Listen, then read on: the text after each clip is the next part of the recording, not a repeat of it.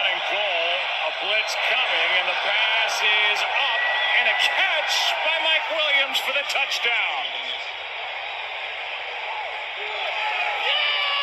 And Mike Williams had a disappointing first season as a first-round pick. Just 11 catches last year, but he's been making plays like this.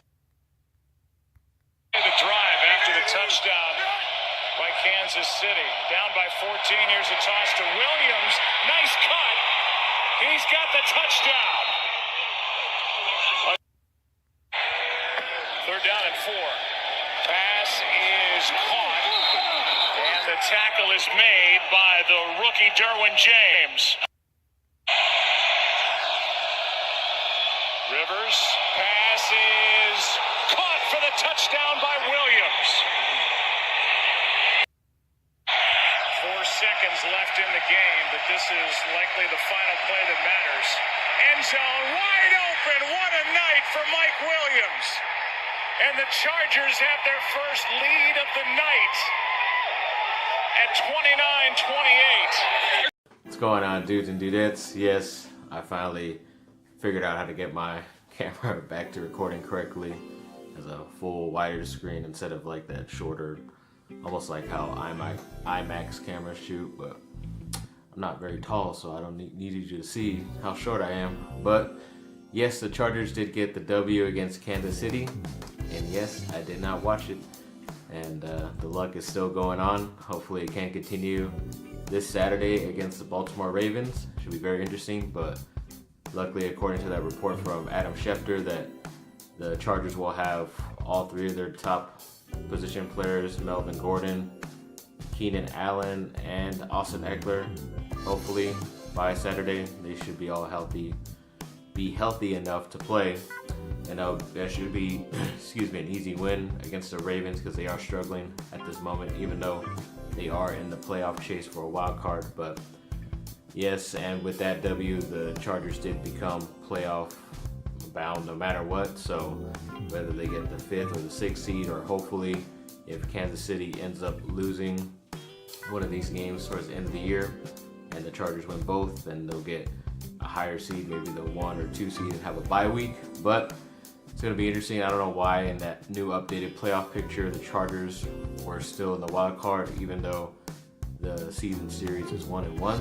So I don't know how they determine that, unless they go to some type of tiebreakers or some BS like that. So, but Mike Williams, he did show up, as you saw in those highlights. He scored literally every touchdown besides one, and the 2-point conversion that they boldly went for and got. So we could have had a huge thing saying, oh, the Chargers missed this opportunity and did all this, and they came up short by 1 point instead of going for overtime. But they went for it, and somehow he was wide open. So thank you, Skandrick, and whoever else was over there covering Mike Williams. And it was great to see. Glad to see that. And let's continue with the show.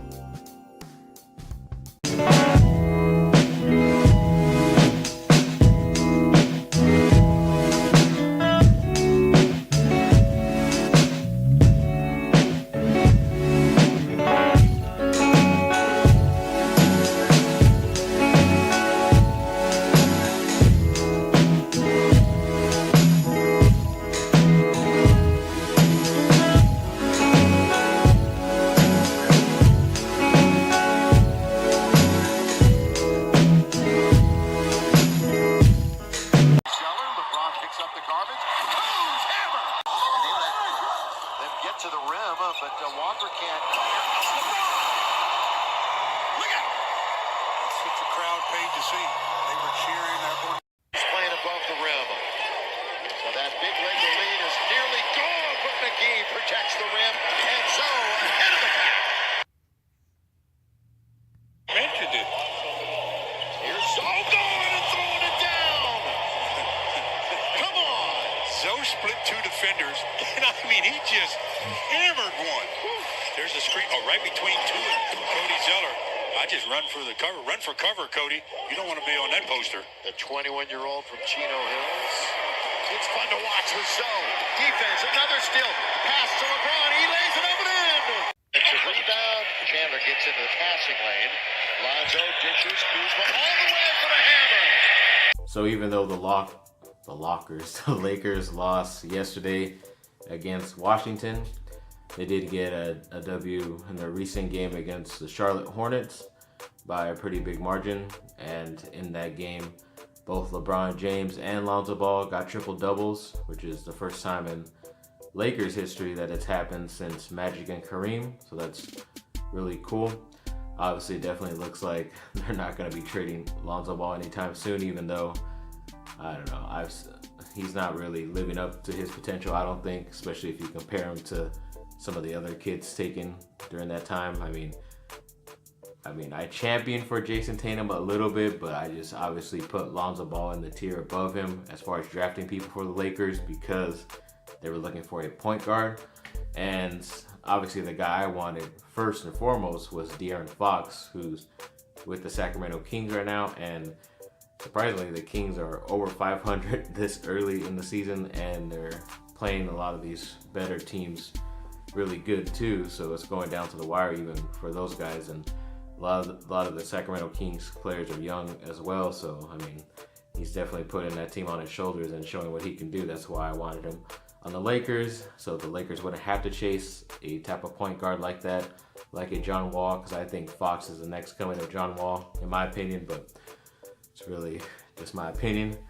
But also they're saying that because of the loss yesterday that the Lakers are too dependent on LeBron, but it's just obvious that any team is too dependent on LeBron because he tries to do everything, whether, you know, that's how, like, people said, if you're going to play with him, you're going to get blamed when you're doing bad, and when the team's doing good, he's going to get all the credit. So it's just obvious. It comes with the territory. That's why, I mean, I would have rather had two other superstars than LeBron James, whether it was last year or coming into this year.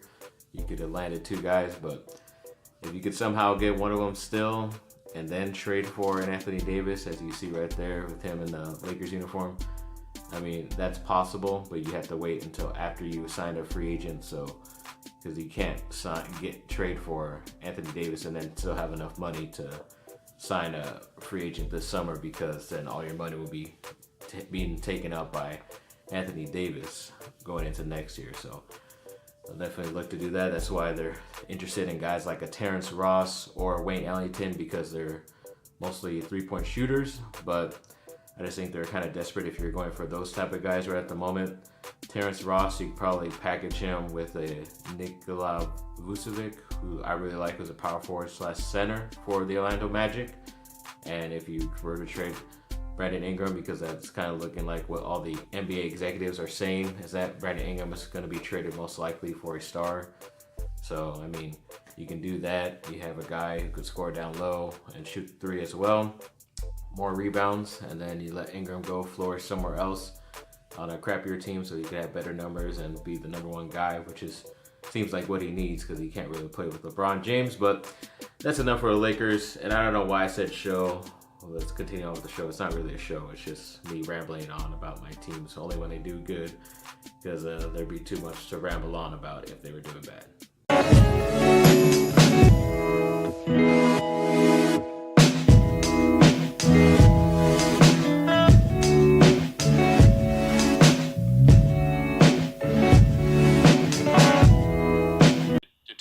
USC job, and I was wondering about the pro possibilities and how you sort of factored that into your decision.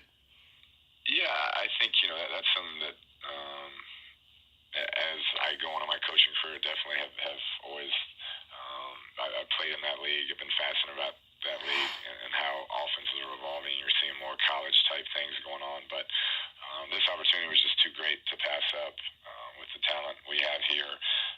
Great, city to live in and work, and so was happy to join Coach Houghton. For more Dan. So a little bit of USC news. Greg Burns was supposedly reported he signed with USC as their defensive backs coach from Oregon State. Should be interesting. I don't know. He hasn't really coached too many guys into the NFL from Oregon State. That's why it's not going to look good for them to get a guy like Chris Steele, who's one of my favorite players coming out of high school this year, because he wants to be coached well. So that's why I think he's just going to go to Florida.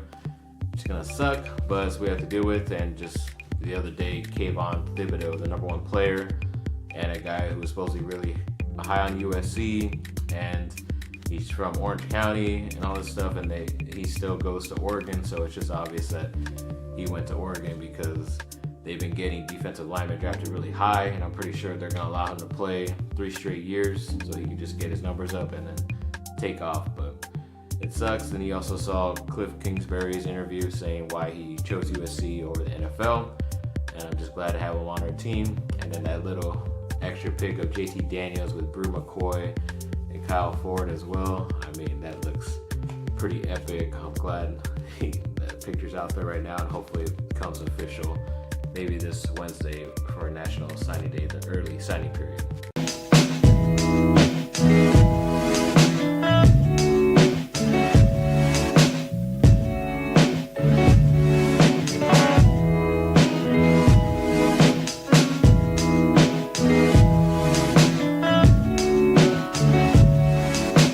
And some quick hits to end this video. So Marvin Bagley, the #2 drafted guy out of Duke this year for the NBA, has a bone bruise again, or something wrong with his lower half again, so he's going to be out, hopefully not for too long, but he is really having a pretty good season, even though he's coming off the bench and not really given an opportunity to start and have more minutes. I don't understand why that's going on, but they are still winning, so that's a good thing. Maybe the coach is being smart and needing that, Energizer bunny off the bench, and he's proving himself really well there.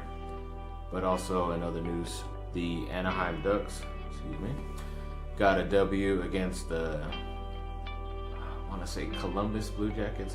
There's always so many different random names for the city and all that stuff for the NHL, but I believe it's the Blue Jackets, 2-1 in overtime, and yes, that is a pretty nice looking ugly Christmas sweater that they have, but apparently they're only available if you get like 3 home pairs of tickets or something like that, and that sweater is included only in there. But you always see a lot of comments telling the Ducks to sell it on their main website or in their store because they would sell it a lot, but for some reason they don't.